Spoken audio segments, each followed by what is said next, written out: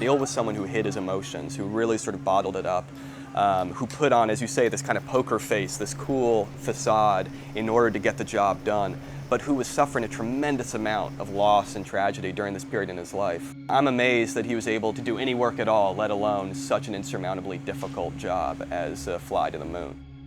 First and foremost, Damien, thank you so much for being part of ArcLight Stories. Oh no, thanks for having me. How incredible is it to be doing this interview here at the actual Kennedy Space Center? I pinch myself every time I come here. I remember the first time I ever saw this building in real life was a trip I did before we shot this to research. I had never actually been here as a kid, and it's pretty astonishing. Let's talk about the timeline. I think a lot of people would be surprised to find out that First Man kind of came up even before La La Land for you, right?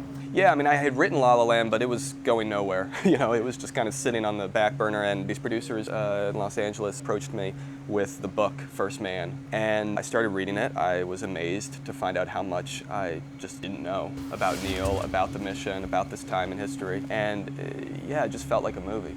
So did you actually meet Ryan for this movie, or did you meet him for La La Land? I sat down with Ryan to talk about Neil Armstrong, and the conversation sort of took a detour and turned into musicals and Gene Kelly. But you know, by that point I had also met Josh Singer, the screenwriter, and so that process was sort of going on as Ryan and I were doing La La Land. So as soon as La La Land was done, we had a version of the script to give to Ryan, and then we all three of us kind of jumped full-fledged into it together. Talk to me about casting Ryan and how you knew he was your Neil Armstrong. Yeah, I remember just, you know, as soon as I started reading Jim's book, Ryan came to my mind. I mean, it just seemed, it seemed like this perfect fit of actor and character to me. Ryan is able to communicate so much with so little, and he's also someone who can combine a kind of gravitas with this sort of boyish sense of wonderment in his eyes. All those things to me were hallmarks of Neil, or how we wanted Neil to kind of feel in this movie, in this period in his life.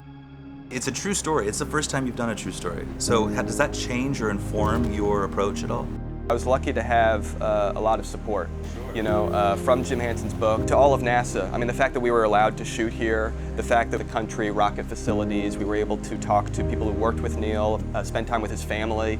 His sons, Rick and Mark, gave us a ton of their time. We were really able to dig deep. And so I think the more research we did, the more responsibility we felt, but also I think it gave us the resources, it gave us sort of the equipment needed to do the story justice. Neil, if it does turn out, you'll go down in history.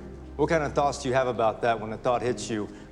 Gosh, suppose that flight successful? We're planning on that flight being successful. There's one really powerful scene where Janet forces Neil to have a very difficult conversation with his sons. And then you worked with the real sons, so did they recall that actually happening like that? Josh and I spent time with the sons to just kind of go over what that conversation was, what they recalled of it. And we wound up actually doing the scene a lot of different ways. I remember when we shot that, we did stuff to script, we did improvised versions, we sort of circled around. We spent a whole night basically shooting a lot of permutations of that scene. Do you think you're coming back? You know, it was a scene that you see carried out in many families across the country and around the world, families where someone has to leave for a job and they don't know for sure if they'll be able to come back. It's this incredibly sort of powerful sacrifice that people are willing to make, and so to try to do justice to that felt really important to us. He's okay, Jan. I need you to go home. Fine. Turn the box back on. I'll see what I can do. Turn the box back on, now. Oh, there's security protocol. Well, I don't give a damn. You're a bunch of boys making models out of balsa wood. You don't have anything under control. This put the audience like in the cockpit in a big way. That was the idea from the get-go, was to try to make it feel like you yourself were in the cockpit. Especially that, you know, there's a launch halfway through the movie, Neil's Gemini 8 launch, where we never cut outside the cockpit at all, and that was really important to just sort of see in real time almost what a launch would look like, feel like, sound like for the astronauts inside that cockpit. Just the whole trajectory of that violent, visceral experience of being thrust into space by a missile, not knowing for sure whether it's going to work. I mean, I can only imagine the nerves, you know, that one must feel during a sequence like that. So I wanted to try to do my best to make the audience feel that rush, that fear, that uncertainty, that kinetic kind of jolt of energy as you go through that experience. Loss and sacrifice and failure were just a huge part of his story that I don't think a lot of people realize.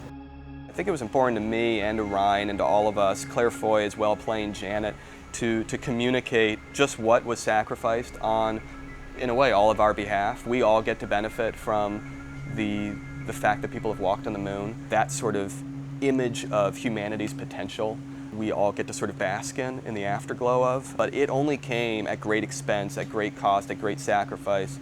And so it felt like it was important to really, not sugarcoat that and really pay full tribute to what went into it.